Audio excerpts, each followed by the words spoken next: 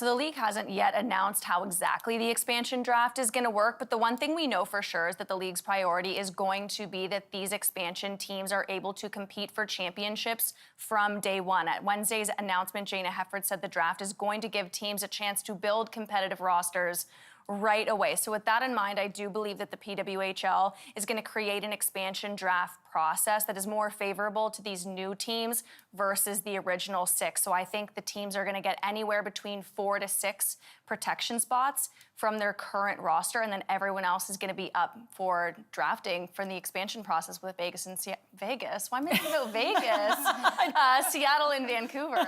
Vacation booked? I don't know. That's where we all want to go. Well, we were actually just talking about Jamie Hirsch, by the way, who we know lives in Vegas. Right. So there you go. Follow the bouncing ball.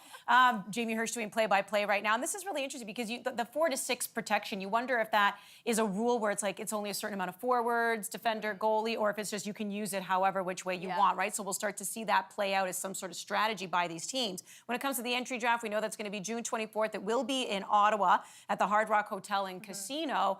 And New York right now, obviously, being the team that's out, it's going to get that #1 pick. But you also have to figure out how to weave in these expansion teams too, right? Yeah, I think the most likely scenario is that there'll be a mini lottery between the expansion teams to say who gets #2 and then who gets #3, and then the rest will just be the inverse order of the league standings. I think that makes the most sense. It would be strange to me if you made the New York Sirens go in a lottery and say, like, win the first pick, but actually Vancouver gets it or something. Yeah, and I think also it depends on how many players are we protecting. Like if we're protecting 6 players, maybe that makes the order a little bit different. But if there's only 4 players that are going to end up being protected from these teams, that leaves really good players that are going to be up for grabs for these 2 new teams. Yeah, it'll make this summer very interesting. So mid-June, keep your eye out on that.